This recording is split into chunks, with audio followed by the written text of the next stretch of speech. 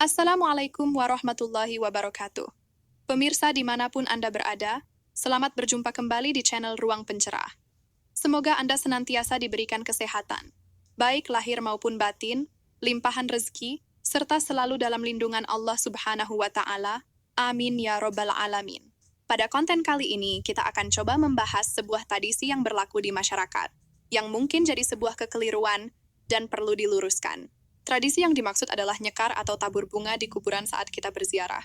Dan saat kita tanyakan apa alasan orang-orang melakukan hal itu, tak pernah ada jawaban ilmiah yang kita dapatkan. Umumnya semua beralasan dua hal, yaitu menganggap perbuatan tersebut akan menyenangkan si mayit yang diziarahi, sebagai sikap penghormatan, atau lambang cinta kepadanya. Alasan keduanya adalah latah, cuman ikut-ikutan perbuatan orang, tanpa mengetahui dasar atau asal-usulnya, mengapa demikian, dan apa efeknya. Apakah perbuatan tersebut keliru? Kenapa channel ini mengangkatnya, dan mengatakan mungkin keliru serta perlu meluruskannya?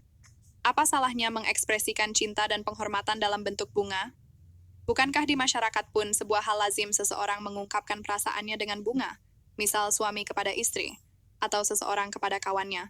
Ungkapan cinta menggunakan bunga memang tak ada salahnya, tetapi bagi seorang muslim, sebelum melazimkan sesuatu, kita perlu berhati-hati dan menelusuri dahulu dari mana asal-usulnya, apa manfaat atau efeknya, terakhir, mencari tahu apa hukumnya. Dan jika kita merasa beriman, sudah sepatutnya taat kepada hukum yang ada. Sebab arti dari Islam sendiri adalah berserah atau tunduk dan patuh. Artinya tunduk kepada segala hukum yang ada. Nyekar atau tabur bunga saat berziarah kubur bukanlah berasal dari Islam. Ini adalah kebiasaan orang-orang jahiliyah, tradisional, Yahudi atau Nasrani. Di Nusantara, sebelum Islam datang, terdapat tradisi di mana masyarakat terbiasa memberi sesaji atau tetumbuhan di peristirahatan terakhir leluhur. Tradisi tersebut terbawa lantaran pengetahuan yang belum sepenuhnya sampai kepada masyarakat Muslim. Belum lagi, terdapat para tokoh agama semisal ustadz atau kiai yang menyebarkan kerancuan dengan menyampaikan sebuah hadits tentang Rasulullah yang menancapkan pelepah kurma saat melewati sebuah makam karena si penghuni kubur sedang diazab. Kemudian beliau mengatakan, azab tersebut akan ditangguhkan selama pelepah kurma tersebut masih basah. Hadits tersebut dijadikan dalil pelaziman nyekar, yang dari sana diambil pula kesimpulan. Karena di Indonesia tidak ada pelepah kurma, maka diganti dengan bunga. Disebarkan pula pemahaman bahwa bunga-bunga itu dapat meringankan azab si mayit di dalam kubur. Ini jelas pemahaman yang tidak sesuai dengan perspektif Islam.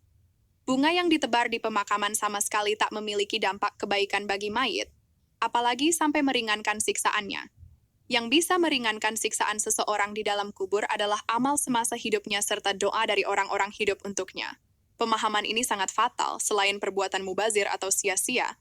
Anggapan bunga yang ditabur dapat meringankan siksaan mayit pun adalah bentuk suuzon kepada mayit, bahwa di dalam kubur sana dia sedang diazab, maka ditaburkanlah bunga untuk meringankannya.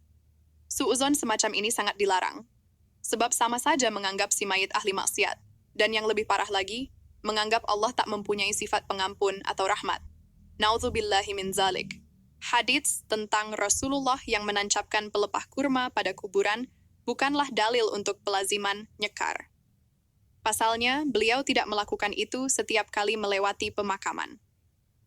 Siksaan yang terhenti kepada si mayit pun bukanlah karena pelepah kurma yang ditancapkan, melainkan karena doa Rasulullah.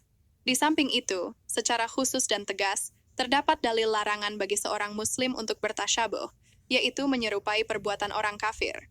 Adapun nyekar adalah perbuatan orang kafir, entah Yahudi, Nasrani, ataupun kaum-kaum sebelum Islam. Demikian konten yang kami sampaikan, semoga bisa memberikan pencerahan. Tak ada maksud kami menyampaikan hal ini, kecuali berangkat dari perasaan kasih sayang sebagai sesama muslim. Harapannya, dalam melakukan sesuatu, umat Islam tidak melakukannya, hanya berdasar kebiasaan yang berjalan di masyarakat, latah atau ikut-ikutan, berdasar perasaan, anggapan-anggapan tidak berdasar ataupun pemikiran, melainkan lebih berhati-hati, kritis, serta menelusurinya secara mendalam. Terima kasih. Wassalamualaikum warahmatullahi wabarakatuh.